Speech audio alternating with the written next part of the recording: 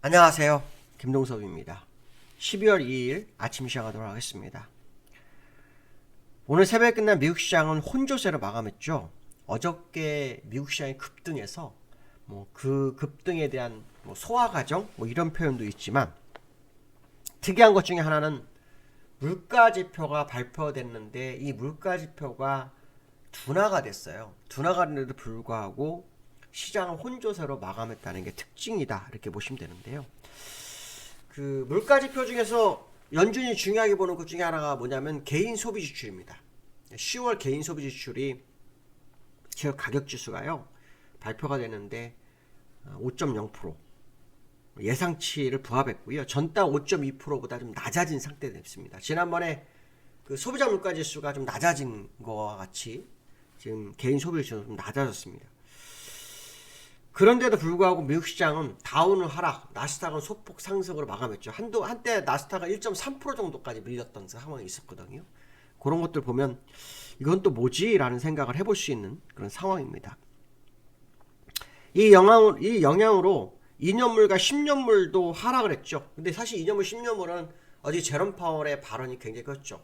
제롬 파월이 12월에 12월이 금리 속도를 조절될 수 있는 달이다, 이런 식으로 얘기를 해서 그 영향으로 10년물 국채금리가 3.5%, 2년물 국채금리가 4.3%까지 밀렸죠. 그래서 10월 이후로 일단 최저치를 기록하는 상황이 돼서 시장을 받쳐주는 상황이었습니다. 그런데도 주가는 못 갔습니다.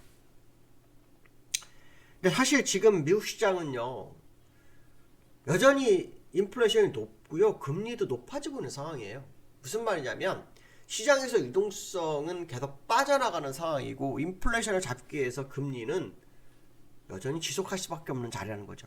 속도만 조절됐지 금리 인상이 멈출 수는 없는 거라는 거죠. 이거를 시장은 간과하고 있죠. 그래서 시장 일각에서는 제롬 파월의 발언에 너무 시장이 과하게 대응하는 모습이 있을 수 있다. 강하는 모습이 과하게 대응이 되는 모습도 일부 있다. 이런 얘기도 좀 하는 그런 상황인데요. 어쨌든 제롬 파월의 언급이 일단 연준의 의지를 확인시켰죠. 근데 어저께 제가 이런 얘기를 해드렸어요.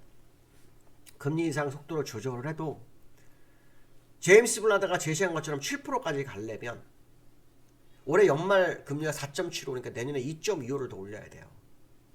그럼 내년 6번의 금리니까요 0.25씩 올린다고 해도 1.5밖에 안 됩니다.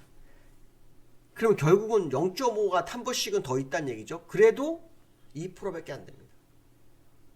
결론적으로 말하면 금리 속도를 조절이라는 것은 자이언트 스텝을 안 갈 뿐이지 빅 스텝이나 베이비 스텝은 진행이 된다, 그 얘기하고도 같지 않을까요?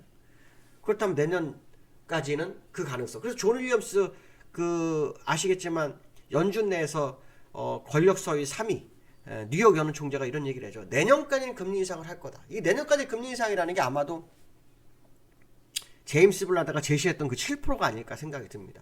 만약에 그 7%라고 한다면 내년에도 6번 금리 인상은 계속 있다는 얘기예요. 그러면 지금 자이언트 스텝을 안 한다는 것 뿐이지 시장의 유동성은 1년 내내 회수되는 상황인데 이걸 가지고 주가가 간다? 그건 굉장히 아니죠. 실제로 어저께 나온 뉴스 중에 뱅크 오브 아메리카에서는 이런 얘기를 합니다. 곧 고용이 악화될 거고 그로 인해 경기 침체가 올 거다. 결국 증시 바닥은 멀었다는 얘기입니다. 근데 사실 어저께 ADP 민간 고용이 발표가 됐죠.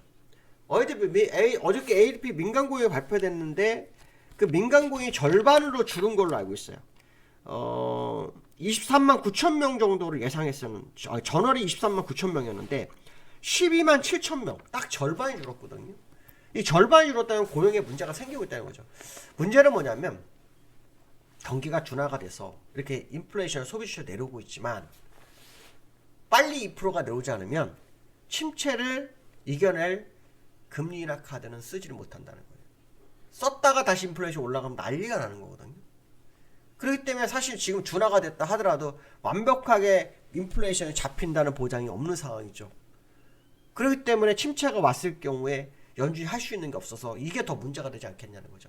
그러니까 뱅크 오브 아메리카 입장에서는 이걸 고용 쪽에서 얘기를 하고 있는 상황이다, 이렇게 보시면 되겠습니다. 그래서 제가 볼 때는 금리 속도 조절의 자이언트 스텝은 이제 아니고 빅 스텝이나 베이비 스텝을 계속 할 거라는 것을 이렇게 표현한 건데, 이게 시장에서는 굉장한 의미로 받아들이는 그런 상황이 아니었을까, 뭐 이런 생각도 한번 해보고 있고요. 요즘 그 연준 의원들의 발언이 참 많아요. 공통적인 것은 그거죠. 금리 속도 조절에 대한 부분입니다. 그러나 금리 인하나 이거는 아니다라는 것은 거기서 못을 박았죠. 그럴 수밖에 없는 게 인플레이션이 여전히 7%라는 거. 이것만큼 속일 수가 없다는 거죠. 아무리 좋은 재료가 나오고 좋은 발언을 해도요, 수치가 나타내는 부분은 여전히 똑같다라는 생각을 한번 해보실 필요성이 있을 것 같고요. 나스닥은 0.13%, 다우는 0.5% 하락. 나스닥은 좀 올랐죠, 그렇죠? 차트를 보시면 다우 같은 경우에는요, 일봉상으로 보면은 추세선을 못 벗어나죠. 계속 이 상태에 있는 거거든요. 이게 이제 이거를 우리가 그 말한 무리수라고 그러거든요. 무리수. 올라가고 있는데 왜 무리수예요? 라고 한다면, 이거는 그 뭐라 그래야 되는지 모르겠지만 억지로 붙여놓는 거거든요. 예. 과거 사례가 그렇습니다. 과거 사례 데이터. 우리들은 사실은 이게 미래를 예측할 수는 없어요. 하시는 방법이 기술적 분석의 과거 데이터, 그 다음에 과거의 통계, 뭐 이런 어떤 기술적 분석과 뉴스, 뭐 상황적인 거를 보고하는 건데요. 이렇게 붙어서 가게 되면 결국은 이게 분산인 경우가 굉장히 많거든요. 보이지 않는 분산. 예, 보이지 않는 분산인 경우가 굉장히 많습니다. 이 보이지 않는 분산일 경우에는요, 순간적으로 내려오거든요. 그래서 한번 지켜볼 필요성이 있겠다, 그런 말씀 드리고 싶고요. 나스닥은 좀 여기 올라왔죠. 어저께 장대양 보고 오늘 뭐 약간 호흡 조절하고 있는 그런 상황인데, 더 갈지는 한번 두고 보셔야 될 것 같습니다. 어쨌든 미국 시장에서 나스닥은 횡보 중인 상황이고요. 다우는 우상향 올랐지만 분산 작업일 확률을 좀 열어두고 한번 일단 지켜보는 것도 나쁘지 않겠다, 뭐 이런 말씀 드리고 싶고요. 환율이 1300을 이탈 마감했죠. 어저께 1300원을 환율이 원달러가 이탈을 했어요. 이 환율이 1299원 70점. 개파락이 5개가 터졌거든요. 일봉으로 보면은 지금 200일선을 이탈해서 추세 이탈로 지금 보이는 차트의 모습이죠. 저는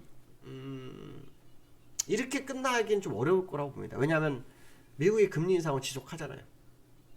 금리 인상이 끝난 게 아니에요. 그러니까 제가 볼 때는 시장이 그 지수도 환율 과한 반응을 한 거다라는 거 보거든요. 특히 하락하는데 개파락이 지금 5개가 남은 상태거든요. 이런 부분을 좀 본다 그러면 좀 이게 상당히 좀 이해가 좀 안 되는 시장의 모습이라서 어떤 식의 흐름이 나올지 좀 지켜봐야 되겠죠. 저는 기술적으로 목표치를 채우지 못했다가 한 표를 전합니다. 기술적으로는 절대 목표치를 채우지 않았기 때문에, 만약에 목표치를 채운다 그러면 여전히 시장은 환율이 좀 위쪽으로 갈 소지가 있는 거다. 이것만큼은 한번 열어두고 보셔야 될 것 같고요. 정말 밑으로 간다면 환율은 금리 인상이 멈출 때까지는 믿어서는 안 된다, 이런 얘기를 해드리고 싶습니다.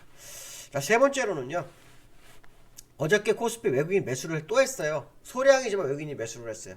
어저께 외국인들이 소량이지만 매수를 했어요. 기관도 2,000원 매수했어요. 그런데도 불구하고 코스피는 2,500을 갔다가 밀렸어요. 코스피 지수를 보시면 어저께 2,501포인트 갔다가 밀렸어요. 어저께 갭상승이 또 하나가 있죠. 어제 갭상승이 하나 더 있어서 일단 갭상승은 7개인 상태예요. 7개인 상태인데 어떤 흐름이 나올지 좀 더 두고 봐야 되지 않을까, 이런 말씀 드리고 싶고요. 뭐 다른 건 좀 모르겠습니다. 다른 건 좀 모르겠지만 이 코스피가 더 가기 위해서는 정말 실질적 재료가 좀 존재를 해야 되거든요. 근데 미국이나 우리나라, 미국도 사실은 큰 상승의 재료가 아니라 이 인플레이션이라 뭐 금리에 대한 어떤 뭐 조금의 변수에 대한 얘기밖에 없잖아요. 지금 우리나라 시장도 마찬가지 상태거든요. 이런 것도 좀 확인하셔야 될 것 같고요. 특히 삼성전자가 시장의 주도를 좀 하고 있는데, 삼성전자가 지금 그 내년도 반도체에서 매출이 10조 정도 준다고 합니다. SK 하이닉스도. 그러니까 이것도 또 사실 병수인데 시장이 버티고 있거든요. 그래서 그러한 부분도 한번 좀 지켜보시면서 시장을 바라보는 게 좋지 않을까, 이렇게 말씀드리고 싶습니다. 오늘 여기까지 하겠습니다. 감사합니다.